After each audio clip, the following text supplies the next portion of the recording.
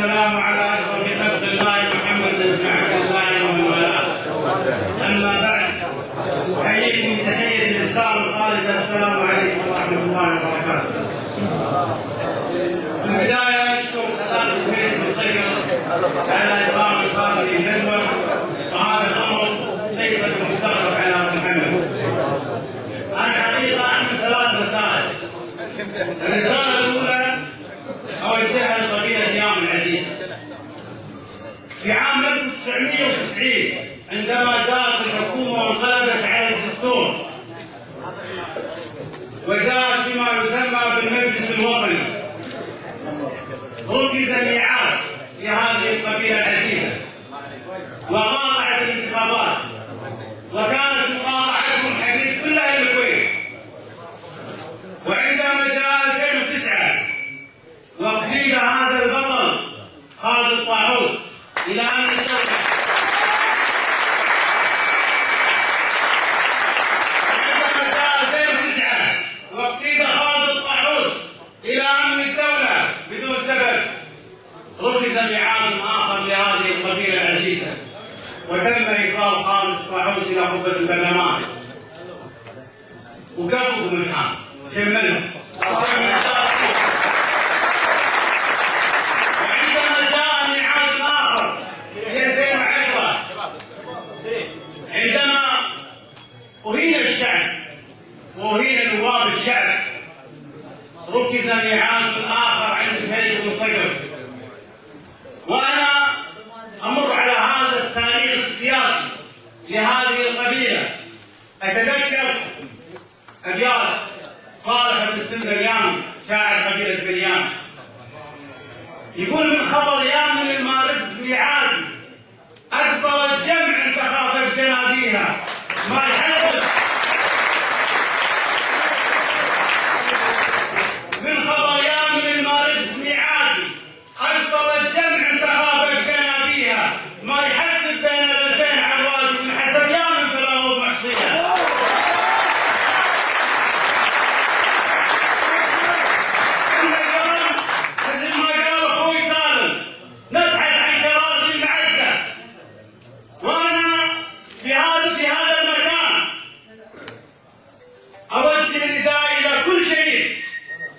وهذه القبيلة التي دائما تنصر الدستور، أنا وجهت مباشرة إلى خالد العلم ومحمد عبيدة.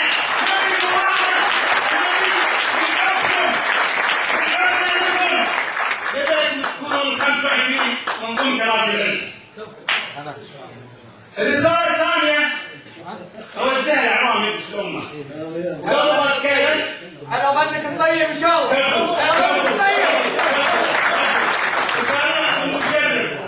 تاريخكم كله مختلف.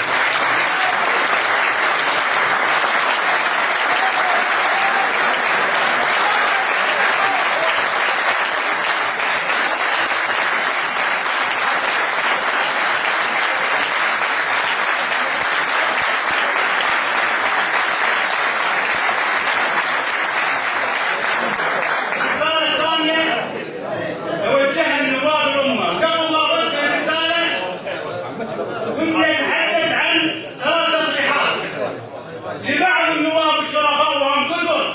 أول تصريح صيف الصيف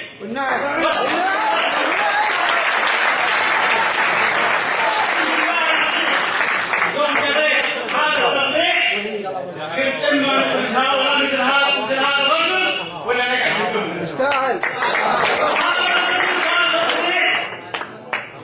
4 كلمات بس مو واحد يقدر يقولها. قال: ما أجمل أن يكون الرجل حر في قبة عبد الله الصالح.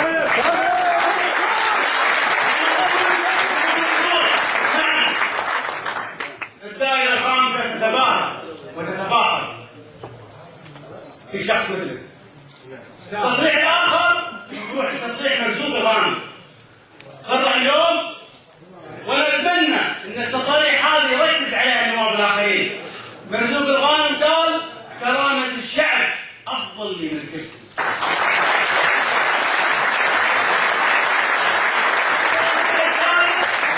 حسين مسجد الطيب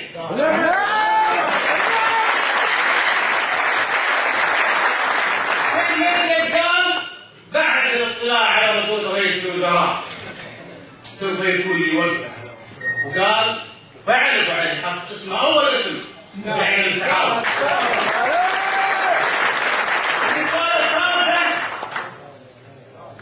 أو استقبال الرسالة الثانية أنا كل النواب عموما، إما أن تكتب أسماءكم، نحن الآن أمام مفترق طرق، إما أن تكتب أسماءكم بماء من ذهب، وإما أن يلعنكم التاريخ الحالي والمستقبل.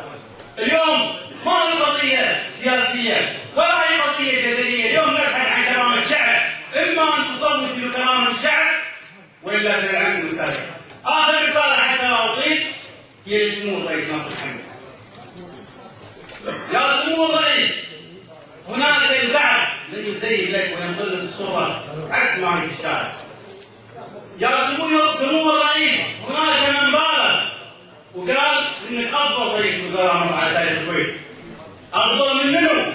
وافضل على شنو؟ افضل من الشيخ صباح احمد عندما كان رئيس مجلس الوزراء.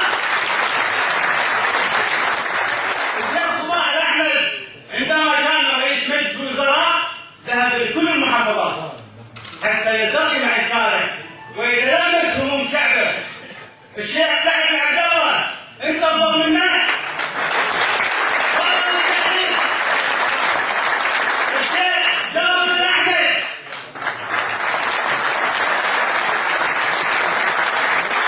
صاحب النهضه انت افضل منا؟ الشيخ صباح السالم اللي يقول انا وشعبي كلهم يا جماعه الدين واحد، احنا الشعب تبغى تستنى الشعب مسار ساعه اضيف يوم مبارك تصلى حد.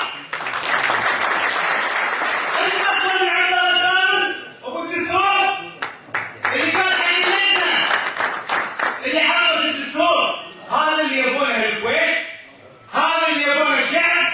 قالوا نعم والعمر، قالوا وقتوا عليه. هذا ناصر محمد افضل من هؤلاء.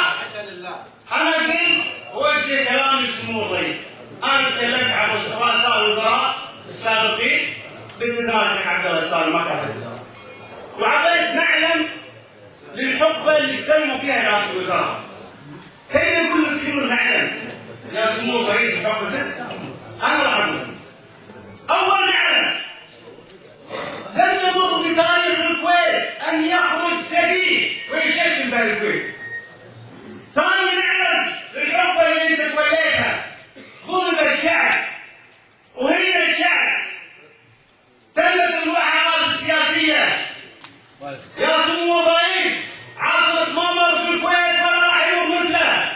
يا سمو الرئيس انا مواطن عادي ووصل صوتي واقول لك ارجوك ريح البلد، قدم استقالتك في الحكومه.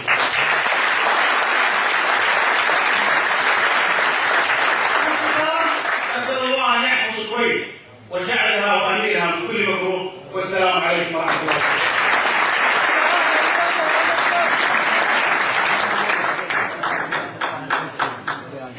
أشكر الدكتور خالد الطيب على الكلمة.